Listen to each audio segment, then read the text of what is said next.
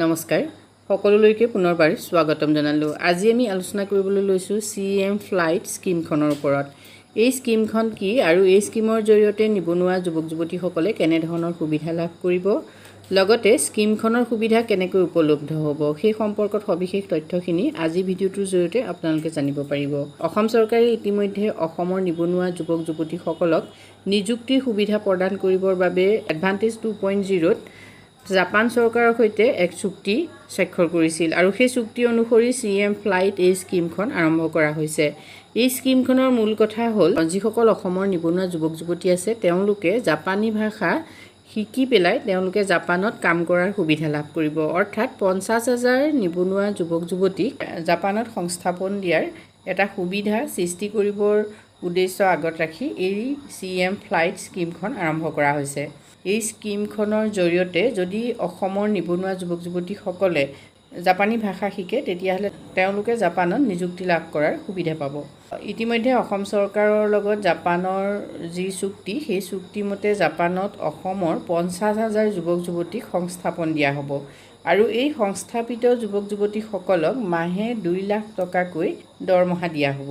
এতিয়া এই দৰমহাটো লাভ কৰিবৰ বাবে বা জাপানত সংস্থাপন লাভ কৰিবৰ বাবে যুৱক যুৱতীসকলে কি কৰিব লাগিব? প্ৰথম কথা হ'ল যুৱক যুৱতীসকলে জাপানী ভাষা শিকিব লাগিব। এতিয়া জাপানী ভাষা শিকিবলৈ হ'লে তেওঁলোকে কেনেকৈ আগবাঢ়িব সেই সম্পৰ্কত আপোনালোকে প্ৰথমতে জানি লওক।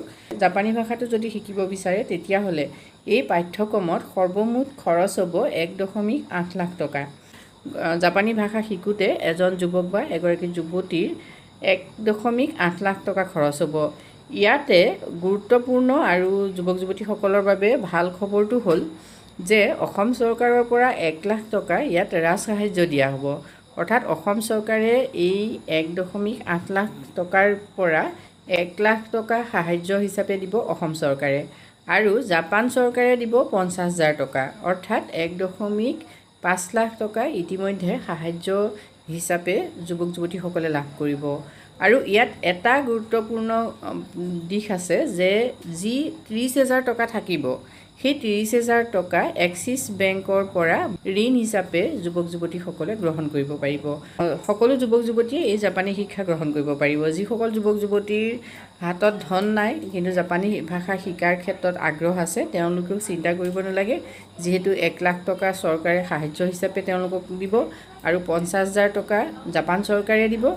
এতিয়া 30,000 টকা তেওঁলোকে এক্সিছ বেংকৰ পৰা বৈকল্পিক ঋণ হিচাপে গ্ৰহণ কৰিব পাৰিব।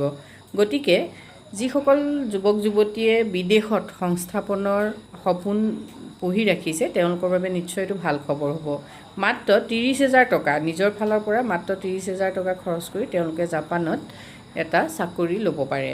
যদি যুৱক যুৱতীসকলে CM ফ্লাইট আঁচনিৰ জৰিয়তে জাপানী ভাষা শিক্ষা গ্ৰহণ কৰিব বিচাৰে তেতিয়াহ'লে উত্তৰ পূব দক্ষতা কেন্দ্ৰৰ সৈতে তেওঁলোকে যোগাযোগ কৰিব লাগিব।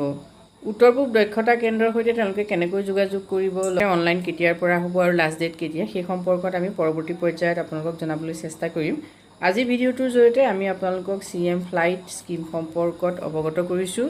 যদি কোনোবা যুৱক যুৱতীয়ে CM ফ্লাইট এই স্কিমৰ বাবে আবেদন কৰিব বিচাৰে তেতিয়াহ'লে কমেণ্ট কৰি জনাব। আজিলৈ ইমানেই, ধন্যবাদ।